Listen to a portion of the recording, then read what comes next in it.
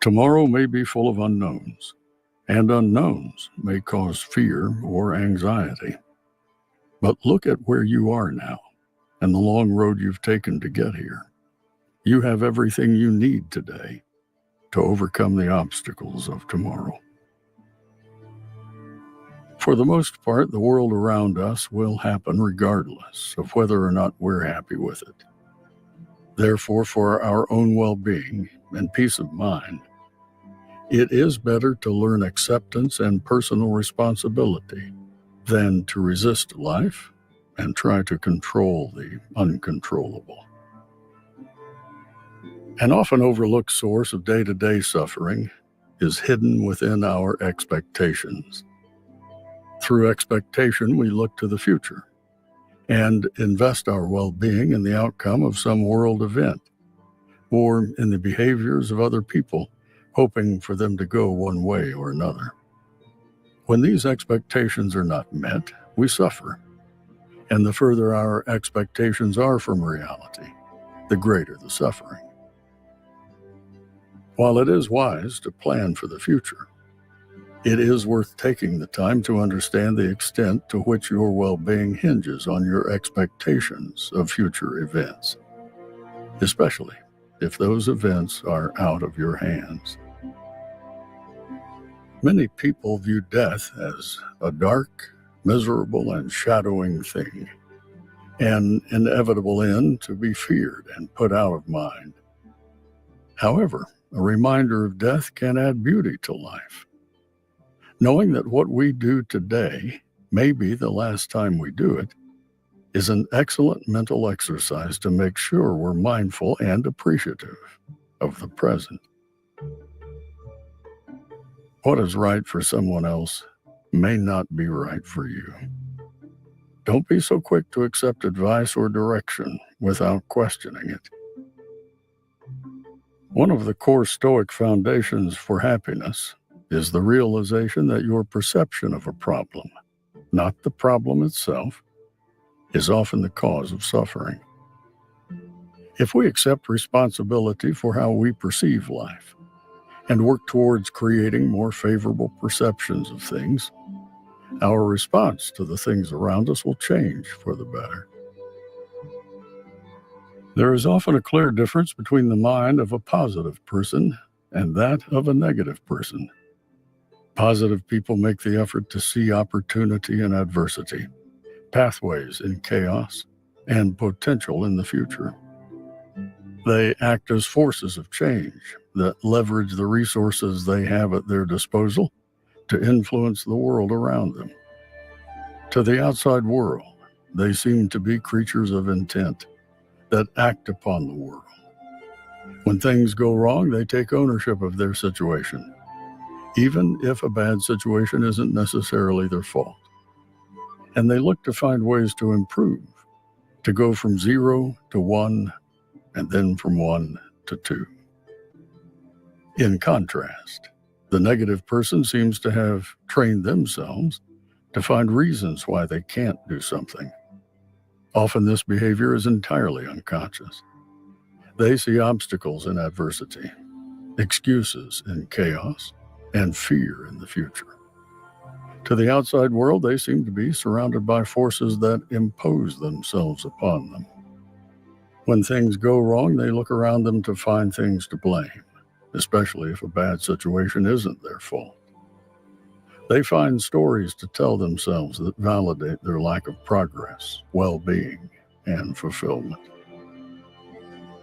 The path to personal growth, the hard trek up that mountain, becomes much easier when you accept that you are not perfect, that you have rough edges, poorly formed beliefs, biases, and misconceptions. Don't marry yourself too tightly to what you believe to be true about the world, about yourself, and about others. Rigidity is the enemy of progress. Be open to change and gracefully accept when you are wrong.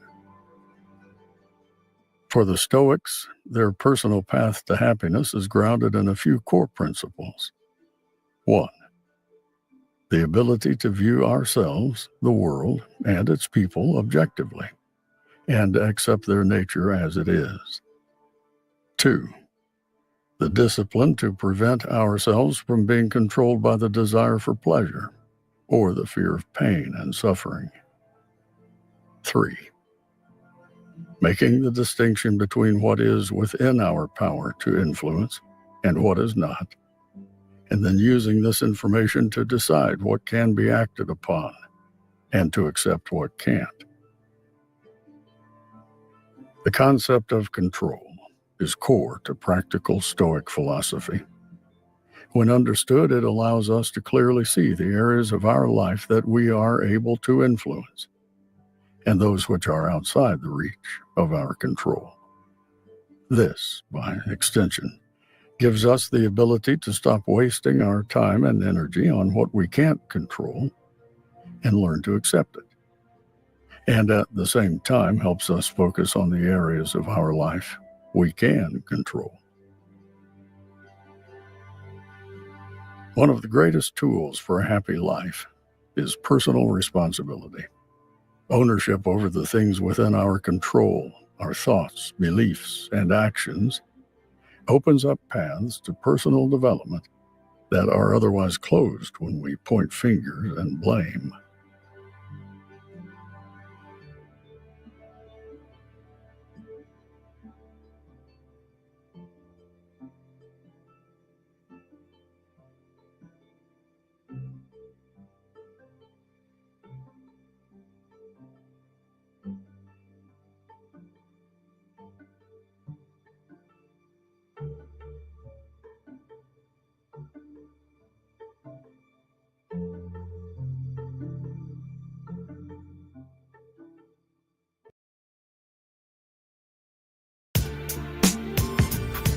Recon.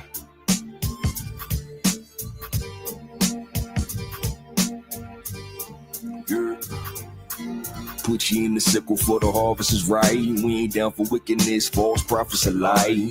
Woman to the wicked grass of blind the sight. Unquenchable flame stars fall in the night. Shemayim snapped the scroll, mountains fled in the anger. Hills a flock of rams skipping special forces, recon angels. Really by no labels, we bout labor for the source. Wells up in infinite, waters coming forth. Spiritual revival, dehydration shall I pour. Kept the run down to the mouth, cool floor.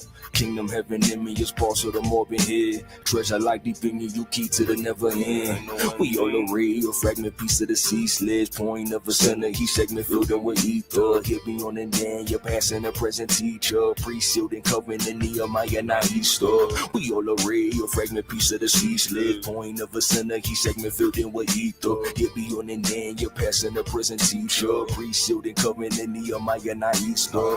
Not a game, stolen the soul arrangement. Adversary in the details, mirrors and smoking angels. Incriminating emails, fake news, read the paper. Pimping who been printing, it's all designed to take ya. Division in your cells, almighty sustain. Ain't got how relying on nothing else. In trouble, it's all vapor, elder wind in the sails. The water, the whole rainbow, reclamation, just a vessel, a wrestle. Jonah, you came from. Stay mind, grow it holy. Lord, if they only knew how they controlling you, thought still a slave. Look how they holding you, enemy scoping you, word on my way. Stay mind, dwell with holy who, Lord, if they only knew how they controlling you, thought still a slave. Look how they holding you, enemy scoping you, word on my way. Force tremendous, Bill Adam breath, living dust, mushy for the enemy, burnt down like a Dutch. Once upon a distant, dirty sackcloth in the ashes. Truth don't grow with mischief, prayer get raised about the ashes. Save me from the mire, I would fell of not your pasture. Had you not an anchor, if you save me, I'll be thorn. Thorn to the thief, leech, mind to the corn. Stone in the sling, sing signs in the storm. Rock foundation, time echo with the north. Recon over game, wings fly with the force. All purpose type material to camouflage the course. Tiger stripe, orange, red drip from the source. We all array, your fragment piece of the sea sledge. Point of a center, he segment filled in with ether. He'll be on it then, you're passing the present teacher. Pre-sealed and covenant, Nehemiah, not Easter. Stay mind, dwell with holy who, Lord, if they only knew how they controlling you, thought still a slave. Look how they holding you, enemy scoping you, word on my word. Stay mind, dwell with holy who, Lord, if they only knew how they controlling you, thought still a slave. Look how they holding you, enemy scoping you, word on my way.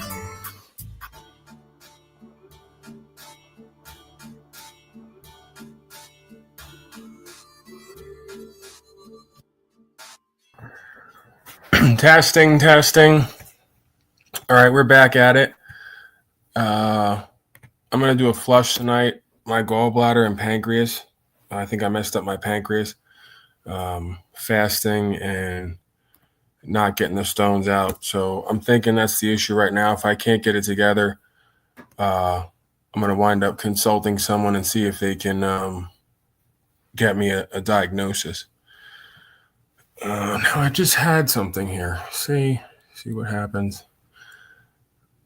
I'm not as prepared as I could be, people, all right? Big surprise.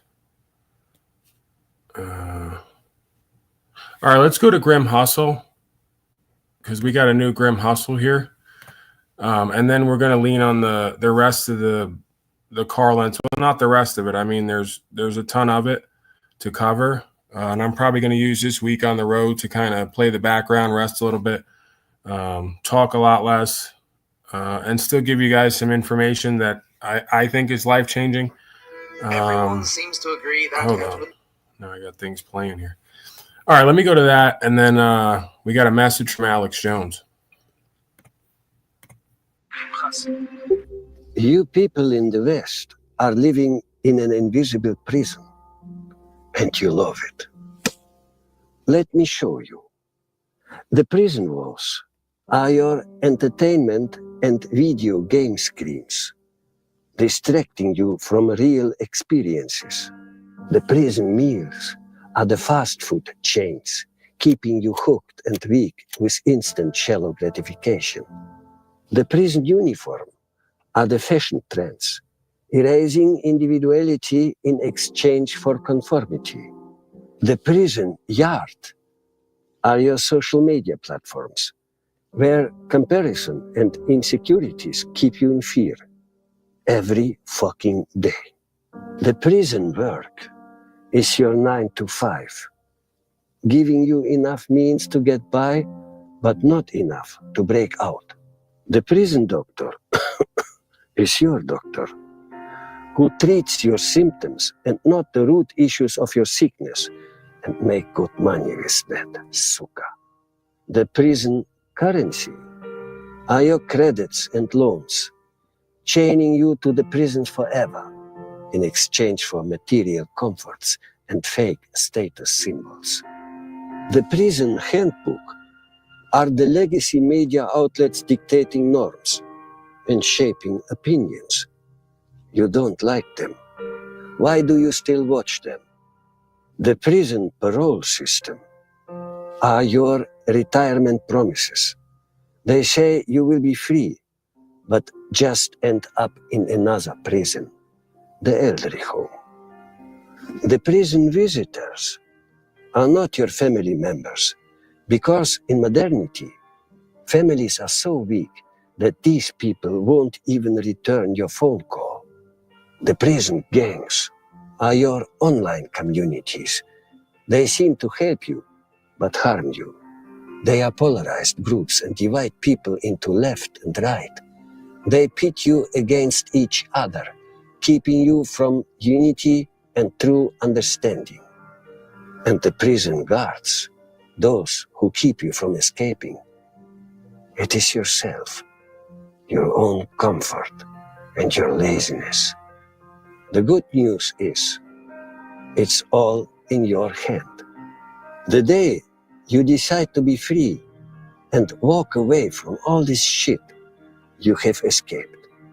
A prison escape is never easy, and you will be hunted for a while. But it's worth it. And after a few weeks or months of being on the run, you will one day sit down, look at your son, and tell him of the biggest achievement in your life. We are free, son. We are free. Be honorable.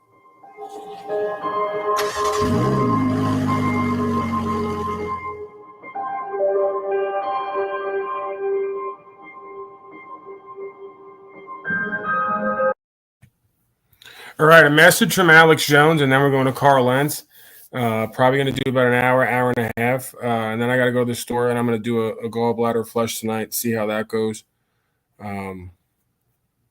my lungs are feeling a bit better. I stopped smoking, and it seems that I got potentially some kind of pancreatitis or something like that, probably from the stones. So, yeah, I'm thinking if I get these stones out, then I should be a lot better off. All right, let's go Alex Jones. Never forget Alex Jones blamed Israel for 9/11 the day after it happened, and apparently that's frowned upon. We don't necessarily support the beliefs or the views of Alex Jones for as far as a technical proviso goes. All right, let's see what he says. Let's see what we agree with and don't agree with. I don't support the Palestinians either. They're all hyped up and psychotic. But Israel's going to get us nuked, always backing them up like this. Israel calls the Palestinians goyim or cattle or dogs or subhuman. They keep them on concentration camps. I got video of them taking Palestinian women's tomatoes they grow and breaking their water containers and stealing. That's why you have this crap. And our children are going to die. We're going to get nuked because of this. Iran's got the nukes now. Syria. We're going to have nuclear war because Israel likes to go around bombing everybody. I'm sorry. It's just the facts. And Israel absolutely is beside itself with joy right now. They are talking about how they're going to blow everything up, how they're going to attack everybody, and guess who's going to get bombed because of it?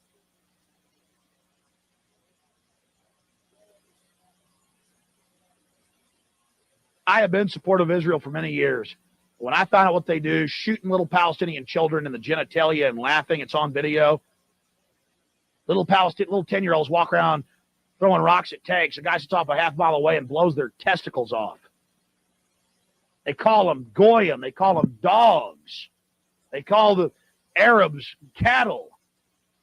And then the corrupt Arab governments that are in league with this government, it's really a sick Hegelian dialectic, order out of chaos, bringing the world crises, bringing them terrorism, so we'll accept a highly dictatorial police state regime. It's happening. For some reason, it stopped right there. But all right, can't confirm or deny. Not necessarily. Yeah, I'm gonna leave it right there because apparently over 17 years ago, some folks were saying that potentially the state of Israel, not the best show of hospitality, we'll say. Apparently, there's a lot of talk about the pathetic warrior. I'm not really going to get into that. Jeffrey's down there.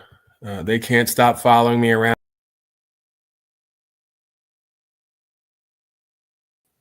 All right, there we go. Yeah, these folks can't stop following me around and telling me about me and what's wrong with me. You know, you guys should open your own practice, right?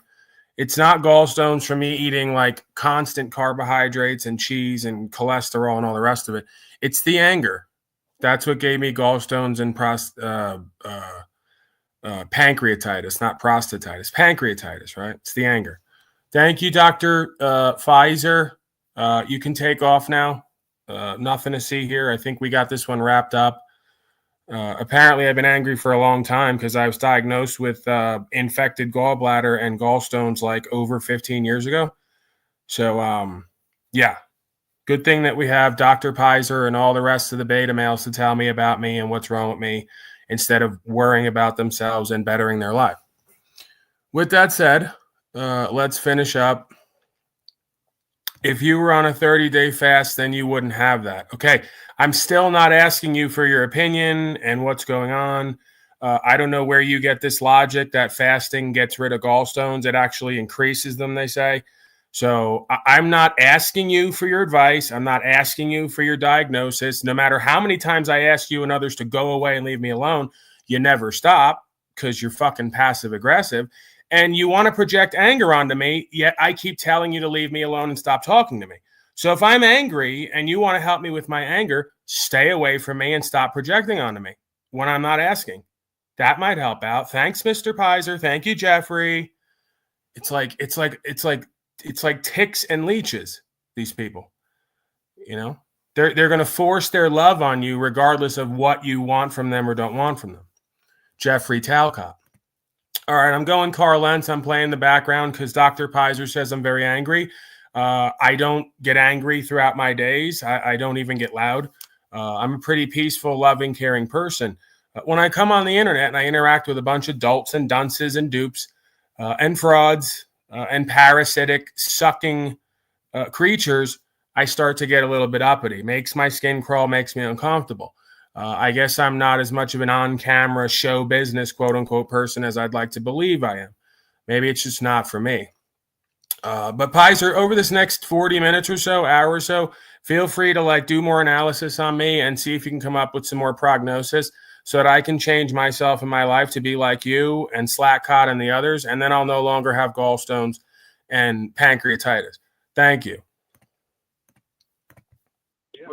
You're just putting these legal conclusions, and like I said, and you telling me that this has something to do with the case that's before this court at this time? Are we talking about a land case? What are we talking about? Exactly. And it's like, well, right. And remember, you say, especially if you're in research and you don't know.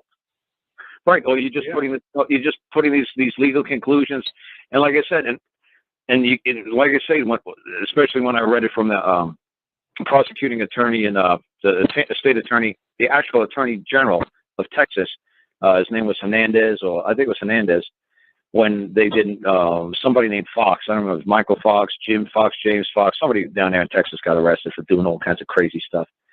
Basically, the attorney general said, look, you pro se people, you common people did it to yourselves. Because back in the 1960s, you guys started leaning up all the judges because you got decisions that you didn't like.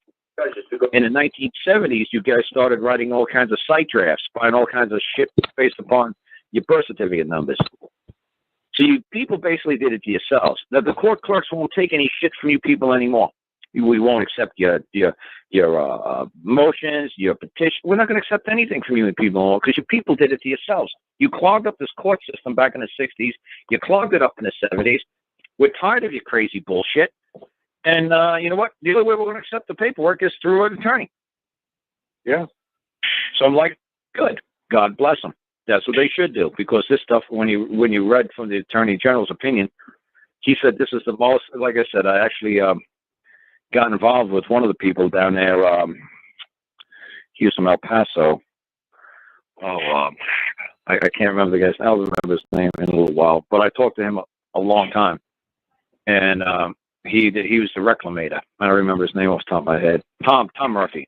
He was from El Paso, and he sent me this tripe, this claptrap crap that they put into the court for this guy's James Fox behalf, or Jim Fox, whatever his name is, Fox behalf.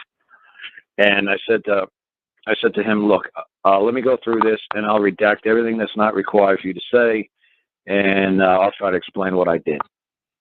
I think I worked on it. He sent it to me at midnight, and I think I worked on it till 2 or 3 o'clock the next afternoon, just out of kindness, because so many people were saying, you've got to help this guy. I redacted almost every single thing that, other than, the man's name was, he's saying he was somewhere along it. He said, the word man, Jim Fox. And I said, I redacted everything else.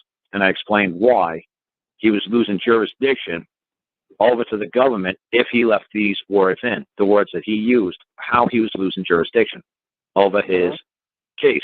If he wanted to put a case in, you're losing jurisdiction over them by using these words in this form. And I explained it in great detail. And I said, Tom, it took me 18 hours to do the first paragraph. I'm not going to do the other 6,812 paragraphs. This is insane. So it's so funny when Attorney General down here in Texas wrote back. And he wrote back, and I got the email from him as well. And it said this was the most nauseating, ridiculous, claptrap he's ever read in his life, because he had so many jurisdictional shifts just in the first paragraph alone. I couldn't figure out which way this guy was going with this case. And I said, look, Tom, this guy was at his court, then it was in the U.S. court, then it's a Texas court, now it's back to his court. I said, dude, when you're really reading this stuff and you know what you're reading, it's nauseating. It's like listening to a train wreck, but it's just saying this is a song, this is a music sheet, this is a composition. Dude, this is a train wreck. Like when I went over to England, Bali gave me the paperwork for his next door neighbor, a farmer who was being ordered by the county, well, it's called councils over there, to do certain improvements on his land. So Bali gave me the paperwork, and I gave it to Bali and said, "Did you read this?" And he's like, "Yeah." I said, "Okay, do you understand what it says?" So Bali read it. And he's like, "Okay." And he was done in about, 22 seconds. So then Bali gave it to me, and I'm standing there reading it. And about 15 minutes went by, and Bali's like, "Call? Like, are you still with me? Call? Are you reading this thing? Call." I said to him, I haven't been able to get past the first sentence. He's like, "What?" I said, "I'm trying to figure out how they're going to establish jurisdiction. The way they wrote this first sentence, they're never claiming jurisdiction over the man. They're not ordering this man to do a damn thing, and it's totally voluntary. I'm trying to see where you believe that they are telling him to do something. It's not here." I said, "I'm looking at the first sentence. I don't need to go any further because it says right here it's voluntary." And I'm saying I'm trying to read every single way into that first sentence where you could possibly believe that it's anything but voluntary compliance because it doesn't exist. It's not here. The first sentence clearly says it's voluntary, but it doesn't use the word voluntary. It's the way they wrote it. It's the way they used uppercase, lowercase. It's totally up to him. Where do you believe in here that it says him to do it? It was, well, look, right here it says, it doesn't say that. Where do you think it says that? It's not there. I said, you believe it's there, so you put it into reality. Nobody's telling this man to do a damn thing. He's like, but that's not what it says. It's like when you see like the Virginia codes when it comes to traffic, like all persons shall have a driver's license. That means sometimes in the future, when the government has control over persons shall have driver's license. But until then, if you're a man, shall doesn't exist for you. And when I got stopped by a state trooper a couple of years ago, I said to him, I was driving my sister's van, and the registration expired, and I just got back from England, and it expired in December, and it was January. And the man said to me, I said, I shall get it registered. He said, well, then I shall return with the citation. And then when I said to him, I said, you do know what the word shall means, right? He says, yeah, we taught that at the police academy. I said, what does it mean? He said, sometime in the future. So I said, I told you sometime in the future I'll go get this thing registered. He says, yeah, but they still told us, even though it says shall, and we don't have control over you people, we still have to issue citations. I said, do you realize who you just told that to? Do you realize you're telling me that you do not have the jurisdiction or the control or authority to issue me the citation, but you did it anyway? And he was like, stood silent, and he shut up. He's like, he's like, yeah, because you just told me this, even though we don't have control over man or what they do with their vehicles or their property, we still issue them citations so we can have some sort of control over man, because man believes it. Right. But if man just read the damn law, he'd see that we have absolutely no jurisdiction or control over his movements or his property. And I said to Bali, where do you believe it says anything on this piece of paper that the county, the council over here is commanding the man or ordering the man to do any damn thing with his property or the possessions upon it? He says, well, it doesn't say that. And that's one of the biggest problems people have is reading and understanding and the punctuation and things like that, because that's what they like to do is throw all that stuff at you. And, you know, it's a piece of paper from some lawyer or some court, so they got to be important and they got to know and this, that, and the other thing. But there's nobody's name on it. Nobody created this damn thing. Nobody's ordering you to do a damn thing. That's right. Rugby Borough Council is not a man. Rugby Borough Council doesn't have vocal cords. You believe that Rugby Borough Council county is telling you to do this. You believe it, so you make it true. You make it so. You fight and you argue over something that doesn't even exist. Until you believe it exists and you believe it has power and control, you manifest it into existence, you asshole. Yep. Yeah, you're bringing it out of the second dimension and bringing it into the third dimension. It's just like those, I'm trying to remember that guy, Kramer, whatever the hell is the guy who makes all those Scissorhand movies, whatever it's called, Friday the 13th, whatever. You're taking it from the fourth dimension and having an impact on the third. Yep. You're manifesting it into existence. You're fucking believing in it. You believe it's true. You believe you're witnessing it. You believe it has an effect on you. You're letting the stupid letter affect your blood pressure. You're letting it's dilating your pupils. It's increasing your heart rate. You believe this piece of paper has some force and effect on your third dimension, on you. I can see it. You're sweating. You're palpitating. It's a piece of paper with hieroglyphics on it, with a picture on it. It's almost like porn or whatever. Like, what are you kidding me? It's a picture. Well, look at the picture. A picture of what? Who cares? It's a picture. Well, this is very damaging. Dude, just don't look at it. What does it have to do with you? Walk away. Oh, well, I have to do something about this. Do what? Dude, it's a picture. It's like, dude, it's a dream. Get over it. It was a dream. It was a nightmare. Just get over it. Walk away. Forget about it. That's right. Bringing it into life.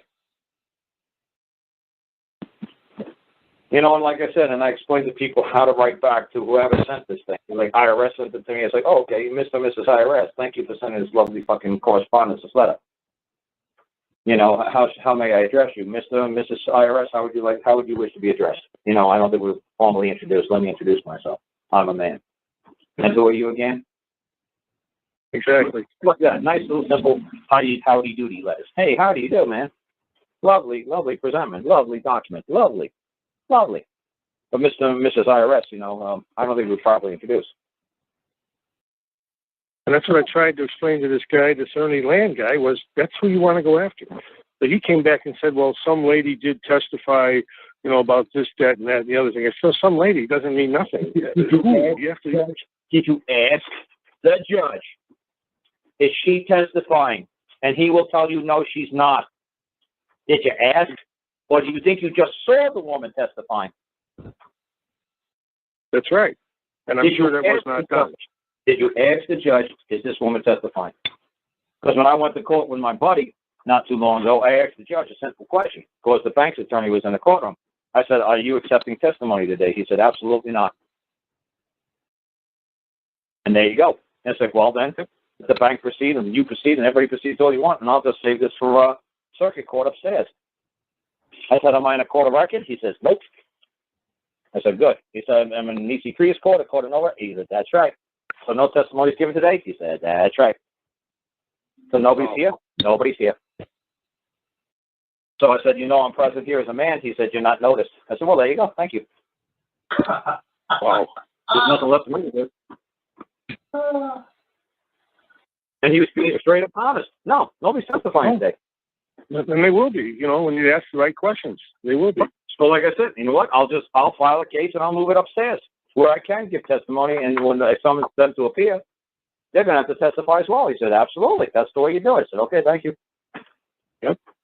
And that's what I said to my friend. I said, look, anytime you want me to move the case upstairs, I'll go get the president of the fucking bank, the man, the CEO, who's ever the controlling officer, who's ever in control of this little corporation, monster, fucking, I'll get him. I'm just to appear. Yep. And he could testify it's true or it's not true. Because it was a very simple thing. It just said that the bank was called the plaintiff. It said the plaintiff was at the auction and it was the highest bidder. And I got 5 human beings that, you know, that have no vested interest in the outcome who could swear in open court, because I walked around and I talked to the people at the auction. Look, if you bid on this man's house and you win, why don't you just let him stay, charge him $500, whatever, $1,000 a month, they'll pay you. I said, so if you want to bid on this house and you win, win. If you don't want to bid on it, that's fine. You know what? I'll bid on it and I'll let the guy just stay there. I'll be the winning bidder and I'll let the guy stay. So when they said, well, does anybody bid? And I said, yeah, I bid $1. And they said, well, that's not enough. I said, okay, well, how much is the starting bid then? They said $73,000. I said, you ain't going to get that in anybody's lifetime. That'll never happen. Nope. So obviously when they put the paperwork into the court on line 7, it said the bank was, the plaintiff was the highest bidder at the auction. And and like I said, a case just like that got overturned down here. When they said a couple of years ago, the bank did the same stunt, and the husband and wife said, no, there was no bank representative at the auction. There was no bank at the auction. We were the highest bidders at the auction. And the clerk of the county told me, he said a similar case happened like this a couple of years ago, and yes, they overturned it. Wow. So I said to my buddy, well, anytime you want the sale overturned, you just let me know, and we'll file the paperwork and we'll do it. Awesome. Yeah. I said, but yeah, so like I said to him, just let me know. But like I said, here in Virginia, man, just like any place in the Northeast, everybody's just battling to get out of their driveways and make it down the street. Yeah, I saw you got nailed twice, didn't you? Like 12 inches once and another 15 or something on top of it? Yeah, like now I'd say there's at least 15 inches that fell so far today. Wow. So yeah, we've been lucky. We've been lucky all we got was cold. Yeah, I could live with the cold, but the snow, it makes life tough. Because I want to fly out. I want to fly Washington State. I'm going to on the interstate. Hang on a second, man. I hear noise, man. All right. It's not on your end, right? No. Okay. Sounds like someone sending Morse code or beeping. Yeah, that's funny. I got to shut any noise down in the background down.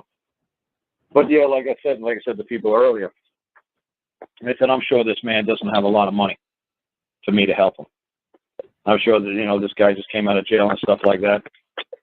Well, actually, what they've done to him is they're moving him around now a county jail because he was in a federal. They're moving him around in a county jail until this next trial comes up. As far as I know, the ministry, he still has it going through his son. So I believe they do have money. And I believe they would do anything as far as, anybody could help him to get out. Yeah. My son has had direct contact with Kent in prison through letters, and he's even given a number that you can call collect, whether or not, it's monitored or whatever. But, I believe his family was... They're all monitored. Oh, yeah. Yeah, I know that. The voice recognition. I think for a second that they weren't monitored. Every single thing that goes in and out of those things are totally... You don't know if they're making a drug deal. You don't know what the hell is in prison break. You don't know. Oh, exactly. I expect every single phone call to be monitored. Oh, yeah. Oh, we know the NSA, yeah. Exactly. When I heard Dean Clifford, he was doing some phone calls out of prison. He says, I can't wait to get the fuck out. I want to fuck this judge. I want to fuck the prosecutors. I want to fuck them all. I'm going to take everything they fucking get. And he's doing it from a fucking prison phone. No, you don't do that. In a federal prison. Wow. No, this guy's crazy. I said to his brother, your brother's never going to get the fuck out of jail. And I heard his brother talking about a month ago, and he says, look, dude, I don't have to fucking explain to you any easier. You say nothing but peace, love, and tranquility that you wish of all these judges and all these court officials. You say nothing but how much you love them. And he was calling his brother the prison phone. He's like, well, fuck these. I hate these. I said, look, you're never getting out until you tell these people you love them and you forgive them. So at least brother is listening to me. Because I told his brother came up and met me in Canada. And I said, look, I'm not going to help him. I said, because there's nothing I could do for him. Because he's thinking it's the judge's fault he's there. Yeah. It's all his fault. Because he just doesn't have to move in and out of the court. And when he unmuted. And when he told people that he posted bail or posted a bond, and he said he was going to appear.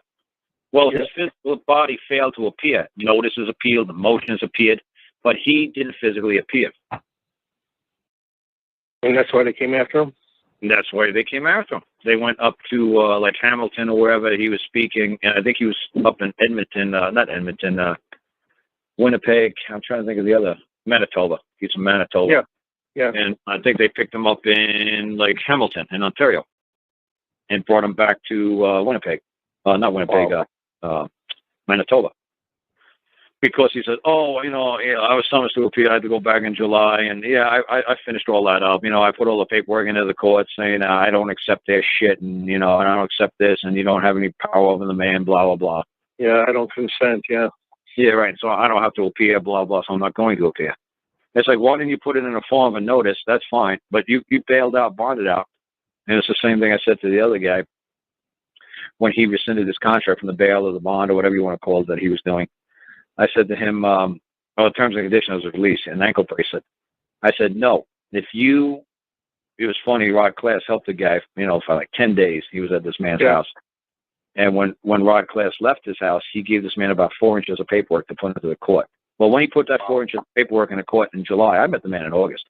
When he met this man near the end of July, he had 2 more felonies against him just for putting that 4 inches of paperwork into the court. I believe it. Yeah, so when I got there and I went down to talk to the attorneys down there at at Evansville, down at the U.S. courts down there, I said, look, and I explained who this rod class was. So they dropped the 2 felonies that they had against them, you know, the new 2 felonies. And they kept the original 2. And then we talked around the next 2 felonies he had, and I explained it was an IRS case. And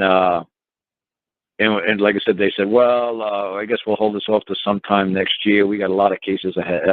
They said, no, you better move your case against this man next week like you said you would. I'm going to show this man how to file a claim in a case against you. You know, he wants his damn ankle bracelet off him. And he's like, well, you know, he's got to wait to try. I said, look, I'm going to show this man how to modify his terms and conditions of his release. And I'm going to show this man how to move a claim against you for failing to move your case, or failing to prosecute. You know, it's got to be a timely case, you know, fair and speedy trial. Yeah, I'm going to show this man how to move a case. If you don't move it like you said you want to move it, you want to delay it, but still restrict his movements. Oh no, then we're not playing this. So what was funny is, I said to him, look, I said, it was like, I think Wednesday or Thursday, I said goodbye to him. I said, look, I wrote 3 notices for the man. I said, mail this one today. When I answer you in a day or 2, mail this one. When I answer to you in a day or 2, mail this 3rd one. And that should get your ankle bracelet off you, at least. Yes. So he called up my show about a week or 2 later, says, well, how did it work? He said, well, they answered the 1st one. That's great. They answered the 2nd one. I said, well, that's great. They answered the 3rd one. That's great. He said, they answered the 4th one. I said, 4th one? What 4th one? I said, I gave you 3. He said, well, I put the right class one in. I said, holy effing. No, you did not. I said, what does it read? What does it read? He says, well, I, Greg, like a free man, require you to immediately order you to remove this ankle bracelet from my ankle. I said, holy cow. And he's like, oh, I'm going to charge you like $1 a day or for every minute that you don't. Right. Holy gee. I'm a threat. I said, you just communicated the threats and you just committed extortion to the United States government, federal agents. I said, dude, I just got those felonies taken off you. What are you, out of your effing mind? And I told him, and I said, look, we were told when we were down there, we were told by the attorneys that they listened to my show. We were told. Yeah. And they're going to get, and the one lady said, well, my son is just studying law, so, I'm going to tell him to start listening to your show as well. I said, well, God bless him. I said, and if he has any questions, tell him to call up my show. I'll be more than glad to make him one of the, like a listener or a guest, and I'll be more than glad to talk to him. And I'll explain what I'm doing.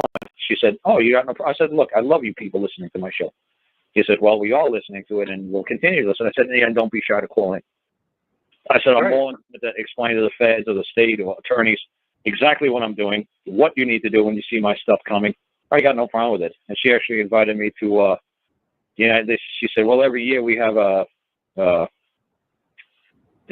federal defenders, public defenders seminar convention every year. Last year was in Atlanta. She said, I'm not sure it's going to be this year.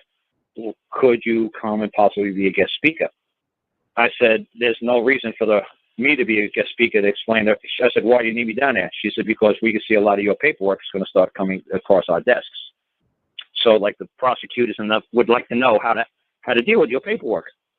I said, when you see a man appear before you, take his paperwork and chuck it in a waste bin. She said, what? I said, look, you got millions and millions and millions of persons that have no idea what the hell I'm doing. So when you see 1 or 2 man paperwork that comes through here, throw it in a waste bin and just move on to another case that you can win easier. Because persons are morons. Persons have no effing clue with who they are, where they stand, or what their status is. You don't need me to address this to a convention. Just tell them, you see the word man on there somewhere, 2-3 sentences done, run like hell. Yeah. I said, it's basically, like saying, like, if I, just run like hell. Just give it up and move on. Find there's millions and millions of other people that have no freaking clue what I'm doing. So, because if you bring this stuff out into an open court, into an open forum, and you challenge men, and this starts picking up speed, you're going to be your own demise. You are going to bring your own, to the end because you're bringing it into the public. Right. I said, right now, this isn't very well known in the public. I said, go ahead and do this and have some man win and have some guy who's a newspaper reporter listening to this and saying, it was unbelievable. This guy put like 1-2 sentences in and he walked out of the courtroom and nobody stopped him. What happened? The newspaper reporter's going to get curious and say, what the hell just happened? And he's going to say, you know what? I think there's something to this. So the best thing to do is just walk away. Yes. And don't try to prosecute a man. Just let it go. I said, and that way, this my stuff that I'm doing won't pick up any speed. It'll have to be like me telling one person at a time and teaching one person at a time. I said, it's going to take me fucking forever. That's true. That's true. And that's like you were saying last week with that Rod Class saying that he got his case sealed or whatever. He was better off, like you were saying, they would have been better off to let the case out, to let everybody follow him, because I followed him, and guess what? My complaint got dismissed because I was a crybaby. And they told me, you know, thanks for crying, but get out of here. So now I put in a claim, and of course now they're trying, everything has changed. They're trying to back off, they're trying to do this and that. Now they haven't answered my notices, threw me in jail for contempt because it was my fault. I asked them to please show me the law that says you can dismiss a man's claim. And instead of doing it on paperwork, he told me to shut up, and I asked him one more time, and so he gave me a day in jail. That's fine. I taught you a lesson. Oh, yeah. Taught me a lesson. I didn't listen to Carl. Yeah, you're not speaking to a man. Yeah. Yeah. That's right. So court. You didn't convene your court. Right. I did. Well, I have been convening my court, but what they do is, like you were saying, they joust back and forth with the jurisdictions. So I have to joust back, you know, and then we got to ask who the hell you were talking to. Exactly. You forgot to ask who was addressing you. But what I did do was, when he gave me the criminal contempt, I told him, well, if you're going to put that in order, please put it in order for me, because you are speaking to a man, and you are a man. If you're going to order me, I'm going to ask for compensation once I carry out your order. Well, that's great. He gave me a look, and I'm going to give him a bill for the 24 hours I spent in there. So. Oh, he just gave you a look? He didn't say anything? Nope, didn't say a word. Didn't you ask him, sir, do you not understand the words that are coming out of my mouth, or do I got to put it in a form of writing? Well, what I should have said was, after I said, make sure you put it in order, and he did put it in order. I do have a copy of the order, so that's what I'm going to use as Exhibit A for my bill, of course. And it's signed? Yes. And it's signed with his name? Yes, but you know how the signatures are, whether or not they're stamped, I'm not sure. I don't think it was a wet one. Yeah, well, that's okay. As long as they could, you know, like I said, as long as he admits that's his signature fixed upon that paper. Yes. That's all that matters. Yep. So, it could be anything. It could be a seal. It could be a thumbprint. It could be anything. Correct. Yeah. So I've got that, like I said. As long as he admits that's his mark. Yes.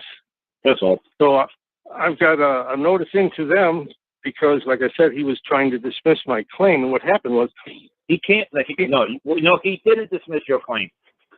He can't. Right? Exactly. He's trying to. He's saying, I'm dismissing the plaintiff's claim. Well, there was no plaintiff here. It's a man. So still, you were talking for something that doesn't exist. Exactly. He was addressing the plaintiff. He wasn't addressing you. So it's just like you were a spectator out on the third fucking row on the balcony screaming shit out. That's right. It's just like if you were a guy on the third balcony screaming, "You can't dismiss a fucking plaintiff's claim." He says, whoever fucking said that, hold him in contempt of court. Yes. Right, because you don't understand what he was doing. He wasn't talking to you. He was talking to something called plaintiff. Right. Yeah. And I had to keep correcting him. No, you can't correct him. Dude, he's talking to the plaintiff. That's like a guy yelling out the third balcony, "Judge, there's no plaintiff here today. This is what I mean. Can't you see? Stand in front of you." Yeah. It's like, who's you're yelling right. from the balcony? Who's that dickhead? Yeah. Exactly. Yeah. Yeah, so you shut your fucking mouth and you let your paperwork work for itself. And then you can fucking send him a letter saying that I think he fucking moved in error. That's right. I think he wasn't aware of what was going on that day. Yes. Because that's exactly what it says. Stop your mouth in his courtroom. You don't do it. As far as he's concerned, it's his courtroom. If he's addressing a plaintiff, that's something under his control and jurisdiction. That's something subordinate to him. Exactly. He's not addressing the man. You put it in writing and you shut your fucking mouth. That's right. And like I said, that was my mistake. I should have known when I was talking. I said, oh, damn it. Carl always said, shut up. Put it in writing. If that's why, if I went to court with you, like I did with Bali, as soon as Bali turned to look, because what was happening was the barrister, the Crown prosecutor, and I told the Punjabis, don't look, don't react, don't smile, no heartbeat, no raised eyebrows, no flared nostrils, no huff, no puffs, no cracking of the gums, no snickering, nothing. If that fucking side, I don't care what they fucking do on that side, do not bring them into existence. Do not acknowledge they even exist. So as soon as the barrister realized, man, all his shit, nothing was working. There was no objections coming from our side, nothing. He started, like the man was Indian, like Hindi Indian, not Punjabi. Yes. And Hindis hate Punjabis and Punjabis hate Hindis. Because they kill each other. They've been killing each other for centuries. They hate each other. Because the Punjabi killed, what's the lady's name? Gandhi, the prime minister. The one before? Yeah. The one before him? Yeah. I know who you're talking about. Indira Gandhi. Yeah. Punjabi bodyguards killed Indira Gandhi. A Hindi. Yes. So they hate each other. They'll always hate each other. So this Hindi guy started saying all kinds of shit about Punjabis, like, they're filthy, raghead, smelly, fucking filthy. I don't know why we even let them on a fucking British soil, blah, blah, blah. He was trying to jerk the fucking Punjabis chain like crazy. He was just fucking saying all kinds of hateful shit to try to get us to say something. Right. Because I told those fuckers, don't you blink, don't you move, don't you wiggle, don't you open your nostril, don't fucking roll your eyes, don't fucking move your shoulders, don't fucking laugh, don't you fucking do a fucking effort, and I mean fucking nothing. Right. And as soon as as soon as the Hindi started fucking ripping into the Punjabis, Bali thought it was like a cultural fucking dishonor, and that he would rather, because this Hindi knew what he was doing. He was pushing their buttons. Because if you fucking honor these people are allowed to open carry swords in England. They can open carry swords. Oh boy. Oh yeah. They open carry swords there, these guys. They don't fucking play.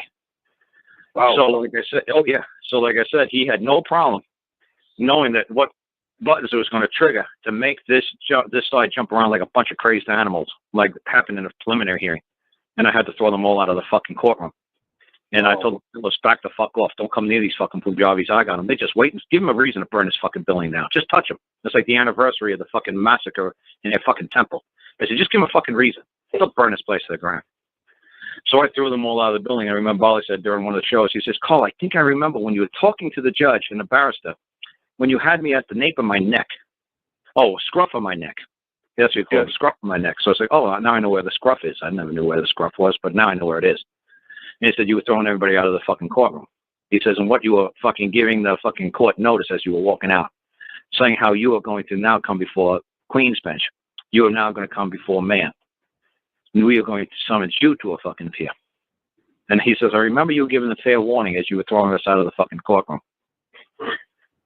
So what was funny is during the trial, the Hindi barrister was trying to jerk these clowns' chains. So there's a reason they put a Hindi guy as the barrister instead of a white Englishman, like as a preliminary hearing. That they knew that was going to infuriate the Punjabis. So as soon as Bali looked, he started to turn his head towards the barrister. I hit him so hard, so fast. His brother stood up, and I threw his brother down. I just yelled, "Get the fuck away from my client!" And I hit him, and I was like, "Oh my God, did I just hit somebody and throw somebody in open courtroom during a trial?" I said, "Holy shit!" It just did. It's like sneezing. Instant, yeah. I can actually control a sneeze in court better than what I fucking did. Yeah. I just reacted so quickly because I said, it's like a dad seeing a kid going across the street and a car's coming. So the dad will like yank the kid by the neck or drop kick him out of the car's way. He's like, did you just drop kick that kid? Well, if I didn't, the car would have hit him. I had no choice. I had a microsecond of thinking, yeah, I drop kicked the kid. Why? Because the car was going to hit him. It's like, well, so it's like, holy shit, I'm going to jail. Holy shit, I can't believe I just hit somebody in a fucking foreign country. I threw somebody in an open court. Oh my God, they're going to throw me out of the building. If they don't put me in jail, they're going to deport me. I'm going to have criminal charge. Holy shit. But it hit me faster than a sneeze. I reacted that quickly because they almost brought the other side to life. Yes. They almost made the other side exist. Like the plaintiff almost appeared. The defendant almost appeared. The other side was almost there in that room at that time. Yep. I see what you're saying. It was almost like a seance. Let's see if we can't conjure up something here. Yeah. Let's see if we can't get these fuckers to react to this. Let's see if we can't get these fuckers to believe that this is actually having an impact and actually has an ability to control and move them. Because that's all jurisdiction is control. Right. So, did we get jurisdiction over you? Yes. Why? Because you reacted. By your actions and your inactions, we realize if we control you. Yep. So that's why I said, well, the most important things is your inactions, not your actions. Your inactions speak louder than your actions. What didn't you do? Right. Not what you didn't. What didn't you do? I didn't say I require leave. And you shouldn't have said a damn thing. You put your paperwork in. You're in a paper court, and there's nothing on the other side that's speaking. Everything's paper. You put your paper before the court. You shut the fuck up. There is nobody. There is no man, no woman appearing in that fucking courtroom that day but you. Right. So you look insane talking to an empty courtroom. Yeah, that's right. Yeah. Although in my first hearing, I did call for the two men that I have the claim so that they would come forth, and of course, I did that twice, and he stopped me the third time. Whether or not that has anything to do, they stopped me. How did he stop you? Only a man could stop you. Well, I shouldn't say stop me. He interrupted me and then went into a... He interrupted you because you thought you heard a tree in the forest fall? So you let the tree in the forest fall control you? No, you thought you heard a man speak? Yes. You really? And you said to... Is there a man speaking to me at this time? I think I hear something, but I'm not sure. Is there a man in this court as well as I? Yes or no? No. Well, then I'm going to fucking continue speaking. Exactly. That's my fault again. No, you don't know your shit, so you're going to fucking keep hanging yourself. And this isn't a fucking game, and this isn't like, oh boy, I got to write this down. Because when the judge says this, I want to say this. Because then the judge is going to say something else. And like I said, well, people are going to say, oh, Cole, oh, wow, I like what Cole just said. I'm going to write this down. And and when I go to court, they're going to do this. Da-da-da-da. The only problem is now the judge is going to say that. And then the judge is going to say this, and the judge is going to say that. Da-da-da-da. And you're going to, like I said, my stuff is a lifestyle. It's not, oh, well, that's a trick, and that's a cool trick, and that's a cool trick. It's like Bali. What Bali was doing, of course, was hysterical. It was funny. It was like he got the one trick, pulled the rabbit out of the hat. And then the judge went and said something else. And Bali said, I'm not a person, I'm a man. And Bali, again, he pulled the rabbit out of the hat. And then the judge said something else that had nothing to do with the answer that Bali was coming up with next. And Bali pulled the rabbit out of the hat again. It's like Bali, go to the next trick. Go to the next trick. Go to the next trick. And he didn't know how to do anything but pull the rabbit out of the hat. I was like, holy shit. I was like, oh, dude, he doesn't know what the fuck. He's fucking freezing up here. And then that's when I jumped up. And I said, may I aid and assist this court? And they said, and the court clerk said, and who are you? And I said, I'm the next friend. I'm the next friend for this the man before you at this time. And they said, and how do you wish to aid and assist this court? He said, you're looking for the person known as Balraj Man? Yes, the person known as Balraj Man is now present before this court. And Bali's like looking at me. He's like, no, there was only a man. I said, shut the fuck up. I got this. I said, I'm not coming back to fucking Merry Old England because this guy's about ready to fucking reschedule this fucking trial in 6 months. I ain't coming fucking back. It's over today. I'm going to fuck home. I didn't come all the way over here to fucking postpone this shit. I came over here to finish this fucking thing now. That's why I do things. I want it done, and I want it done now. I'm going to fuck home. I got too much shit to do. I ain't got time to play this fucking game with you people. So the clerk said, well, how is the person now before this court? I said, yes, the person is before the court as well as the man. The man and the person are both before this fucking court. How is that? Is the person has a duty and obligation according to his right within the society in which he has certain duties and obligations which he must behold. And if he fails in those fucking duties that he ascribed to, the society may fucking impose upon him, such as penalties, fines, jail terms, death, whatever.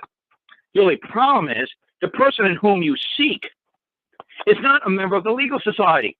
And I believe you have a legal complaint against this man, a legal criminal complaint against this man before the court this day, correct? Yes, well, this man is an idiot in legalese. He does not speak legalese. He's not a member of the legalese, nor is any of the other individuals that this court summons to appear today are part of the legal society.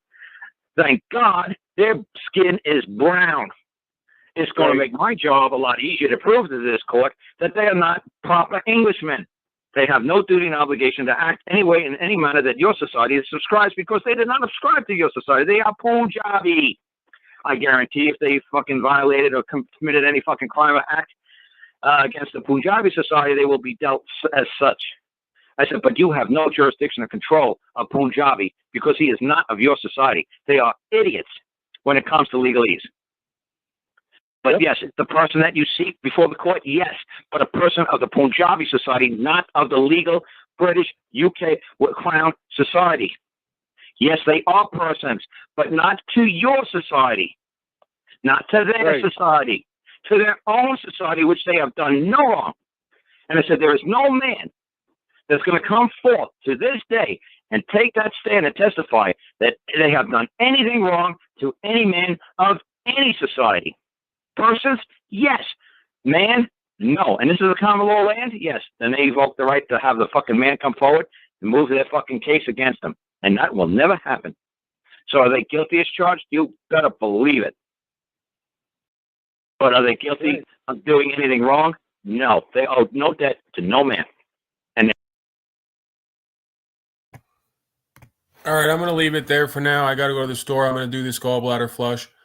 I'll be back tomorrow at some point, potentially a little bit earlier, but yeah, come look for me if you don't get the notification. All right, folks, blessings to you as always, and yeah, peace and love, brothers and sisters.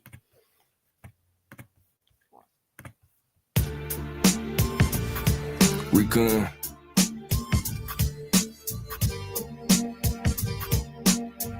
Listen to me. Put you in the sickle for the harvest is right. We ain't down for wickedness, false prophets a lie. Woman to the wicked grass of learn the sight. Unquenchable flame stars fall in the night. Shemayim snapped the scroll, mountains fled in the anger. Hills of flock of rams, skipping special forces, recon angels. Really by no labels, we bout labor for the source. Wells up in infinite, waters coming forth. Spiritual revival, dehydration shall I pour. Kept the run down to the mouth, cool floor. Kingdom heaven in me is parts of the morbid head. Treasure like deep in you, key to the never end. We all a ray, a fragment piece of the sea sledge. Point of a center, each segment filled in with ether. Hit me on and then you're passing a present teacher. Pre-sealed and covenant in Nehemiah, not Easter. We all a ray, a fragment piece of the sea sledge. Point of a center, each segment filled in with ether. Hit me on and then you're passing a present teacher. Pre-sealed and covenant in Nehemiah, not Easter. Not a game, stolen the soul arrangement. Adversary in the details, mirrors and smoking angels. Incriminating emails, fake news, read the paper. Pimping who been printing, it's all designed to take ya. Division in your cells, almighty sustain. Ain't got hard relying on nothing else. In trouble, it's all vapor, elder wind in the sails. The water, the whole rainbow reclamation. Just a vessel, a wrestle. Jonah, you came from. Stay mind, blow it holy who. Lord, if they only knew how they controlling you. Thought still a slave. Look how they holding you. Enemy scoping you. Word on my way. Stay mind, blow it holy who. Lord, if they only knew how they controlling you. Thought still a slave. Look how they holding you. Enemy scoping you. Word on my way. Force tremendous, Bill Adam breath, living dust, mushy for the enemy, burnt down like a Dutch. Once upon a distant, dirty sackcloth in the ashes. Truth don't grow with mischief, prayer get raised about the ashes. Save me from the Mari, I would fell of not your pasture. Had you not an anchor, if you save me, I'll be thrown to the thief, leech, mind of the corn. Stone in the sling, sing signs in the storm. Rock foundation, time echo with the north. Recon over gang, wings fly with the force. All purpose type material to camouflage your course. Tiger stripe, orange, red drip from the source. We all array your fragment piece of the sea slits. Point of a center, he segment filled in with ether. He'll be on it then, you're passing the present teacher. Pre-sealed and covenant, Nehemiah, not Easter. Stay mind dwell with holy who. Lord, if they only knew how they controlling you, thought still a slave. Look how they holding you, enemy scoping you, word on my word. Stay mind dwell with holy who. Lord, if they only knew how they controlling you, thought still a slave. Look how they holding you, enemy scoping you, word on my word.